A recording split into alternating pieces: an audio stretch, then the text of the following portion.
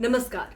आज से 18 साल पहले जिस शख्स ने मुंबई पर हमले की पटकथा लिखी थी, अब उसी शख्स को सीन रिक्रिएट करने के लिए भारत ले आया गया है। अब कसाब की तरह तहव्वुर हुसैन राणा से एक एक कत्ल का हिसाब होगा।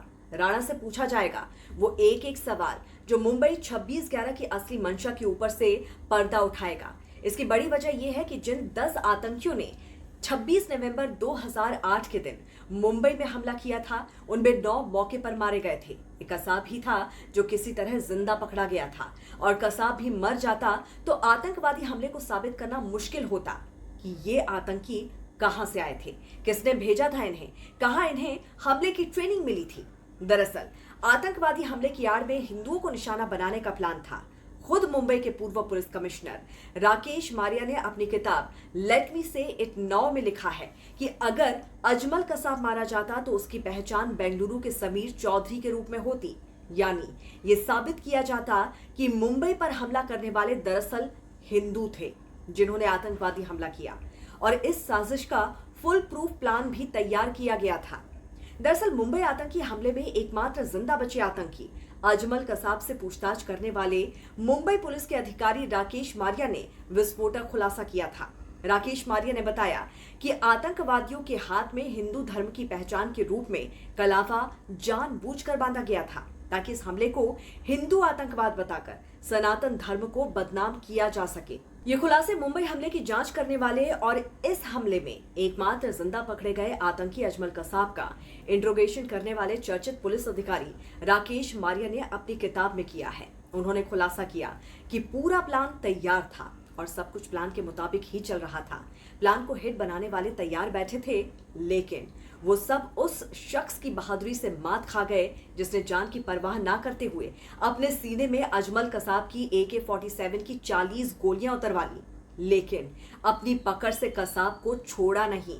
2008 में नवंबर की उस रात अजमल कसाब जिंदा पकड़ा गया तो सिर्फ और सिर्फ तुकाराम ओमले की वजह से।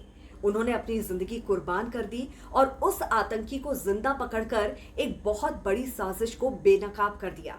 अब 26/11 मुंबई आतंकी हमलों के मुख्य आरोपियों में से एक तहव्वुर हुसैन राणा ने NIA और एजेंसियां एक एक करके वो सारे सवाल पूछेंगी और नए सिरे से मुंबई हमले से पर्दा उठाएंगी। तो तहव्वुर राणा से अब तक क्या पूछताछ हुई है और आगे क्या कुछ पूछा जाएगा, ये भी आपको बताते हैं। उससे हमले के प्लान को भारत में कहां कहां सपोर्ट मिला, ये पूछा जाएगा। तो सवाल ये भी होगा कि अगर भारत में देशद्रोही हैं तो वो कहां हैं और कौन है। तो तीसरा सवाल ये पूछा जाएगा कि पाकिस्तानी सेना, ISI और आतंकी संगठनों को क्या भारत से भी किसी तरह की मदद मिली। तो चौथा सवाल ये होगा कि क्या मुंबई हमले के पीछे स्लीपर सेल का भी हाथ है।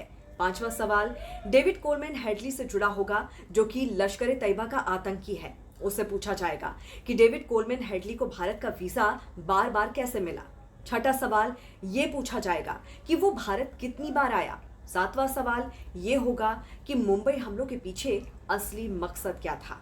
तो उससे ये भी पूछा जाएगा कि अब वो कौन कौन से गुनहगार हैं जो अभी भी पर्दे के पीछे छिपे हुए हैं। तो वहीं 9वां सवाल ये पूछा जाएगा कि मुंबई हमले की साजिश में हिंदुओं को निशाना साधने का प्लान कैसे बना, क्यों बना, किसने बनाया।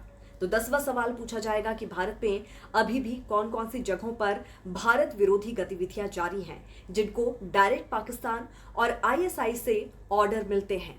तो आखिरी और 11वां सवाल पूछा जाएगा कि इतने सारे बेगुनाहों को मारने के बाद उन चीखों के शोर में तुम्हें नींद कैसे आती है। तो इन सारे सवालों के जवाब तहव्वुर राणा से लिए जाएंगे। क्या राय है इस पर आपकी?